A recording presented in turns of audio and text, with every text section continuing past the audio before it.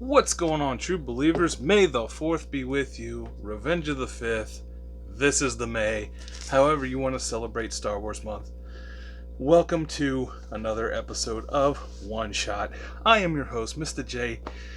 Pretty light week for me this week compared to last week for sure. And sadly, no Star Wars books in my pool. I need to get back on that. But let's hop right into it, shall we? First book today is Transformers Beast Wars. This is issue 15. I've been really enjoying this series. Something light, something nostalgic. This one, we've got Optimus Primal and Megatron kind of having to work together to defeat a common foe and to escape. Just super cool. I don't know. I've just been really enjoying this series quite a bit. Another nostalgic hit, The Rocketeer, The Great Race. This is issue number 2. The Rocketeer is kind of not only test flying, but entering a race with a experimental airplane, flying against other Europeans and things like that. But mostly his main enemy is obviously the Nazi airplane. Just, classic storytelling. A race, trying to catch up. Oh, something's going wrong. What's going to happen next? Tune in next time. That sort of thing. I like this book. A Righteous Thirst for Vengeance. So, I believe the guy's name is Sonny.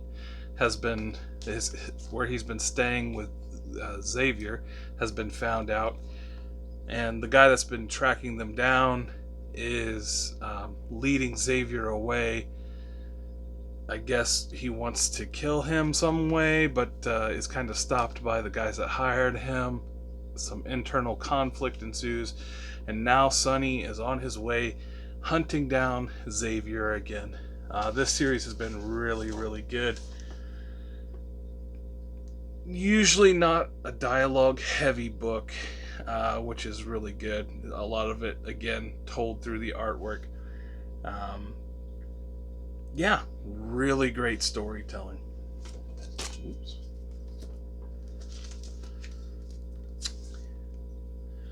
Batman Beyond the White Knight. Now, this is the second print, I believe, because the first print there were production issues or something, so there wasn't exactly a whole lot. And then not a lot of people got the book. Then the second one came out, so I didn't wind up picking that up when that came out, and now the first reprint is out, so I decided to give it a shot. But not only that, at the same time, I picked up book 2 as well, Batman Beyond the White Knight. So this takes place in that Batman Beyond universe, but as well it's Batman Beyond and the White Knight universe as well. So it was a really good jumping on point for me, because I'm not too familiar with the Batman Beyond universe. And so this is kind of an interesting, not necessarily a reboot, but a different universe, but the kind of similar at the same time. And then it ties into the White Knight story arc that I read through. So I'm a little bit more familiar with the backstory of what Bruce Wayne's been up to and everything else. Really good. Yeah, definitely recommend it. For those who don't know a lot about the Batman Beyond series, yeah, good hopping on point for sure. Ben Reilly's Spider-Man. This is issue number 4. So he's fighting with another one of the kind of clones, not necessarily clone, but the genetic manipulation of Peter Parker's DNA known as Spider-Side. There was a big fight. a lot of I don't know, drama with trying to use more psychology on him than anything, and then they're trying to form a connection a little bit.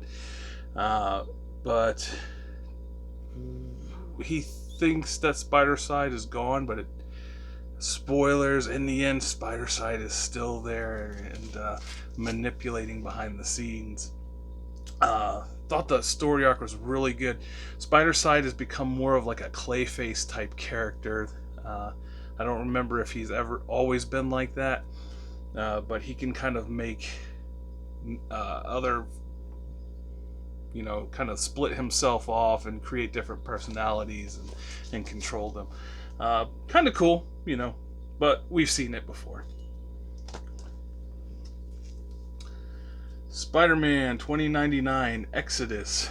This is the alpha. It really feels interesting that Batman Beyond and 2099 are kind of making bigger comebacks, because they are kind of like the same universe almost. It feels like almost the same style of characters and whatnot. But this one was really good. But this one's not necessarily a super awesome jumping on point, because it implies that you kind of know things that are going on, and I wasn't too in deep with the 2099 series when it was originally running. But it wasn't bad. I do enjoy the different take on Spider-Man. Thought it was really cool. Maestro, World War M #3. I've been waiting for this book to come out, and I thought it was really good. It's the bad guys are almost the good guys in this book. They're trying to put a stop to the Maestro, Doctor Doom, the Submariner, and Abomination. Abomination is kind of taking it upon himself to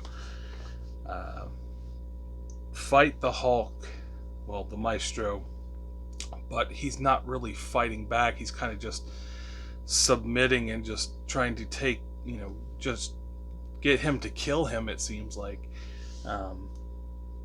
Oh man, this series is pretty good. Not overly amazing by any standards, nothing groundbreaking, but I enjoyed it,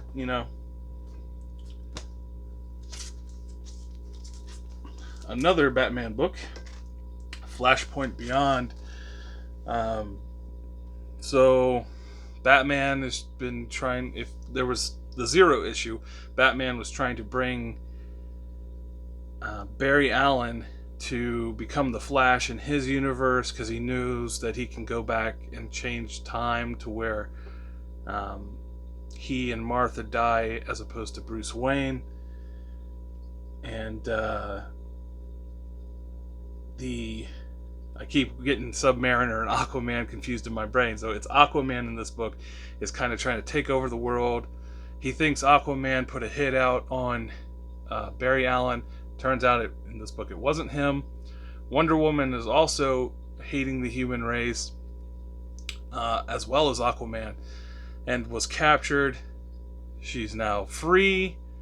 Batman's just like, I really don't care what you do. This world is pointless. So you guys do whatever you want. I'm going to try to change it, period. But he winds up killing Aquaman at the end of this book, which I thought was really cool. He's almost like if Batman and the Punisher were the same character, and I really like that. Batman 123. This one, it was good, but this whole story arc has just been kind of weird. It doesn't really feel Batman-like. I don't know. the traditional Batman psyche, where he's more of a loner and stuff like that. It's kind of being broken away,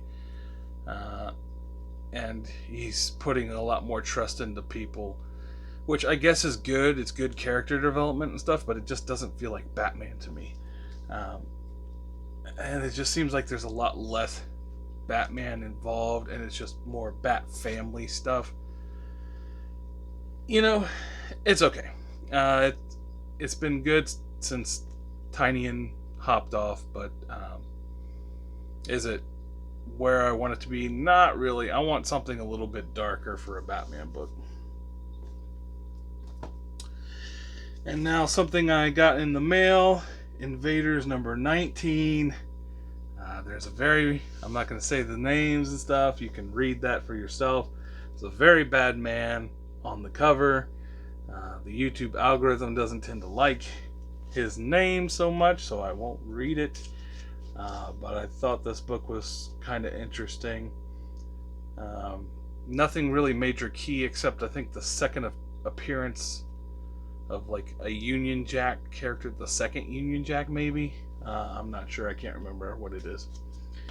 And then I found a copy of Battlestar Galactica number 1. There have been talks of doing like a movie or something, like a reboot or something. I'm not sure exactly what. Coming up sometime. Maybe good spec to grab one of these and then wait to see what happens with the comic market. Well, that is all I have for you today. If you liked what you saw, drop down, leave me a like, leave me a comment, tell me what you're reading, what should I be reading. I need a decent Star Wars book to hop on again. I'm waiting for that Obi-Wan number 1. So hopefully I get one of those, so I'm finally back into a Star Wars book. But yeah, share this video, help spread the word so I can get a few more subscribers here, so maybe I can get some cool things going on. But yeah, thanks for stopping by. Join us next week for another episode of One Shot, and as always, have a good day, and may the Force be with you.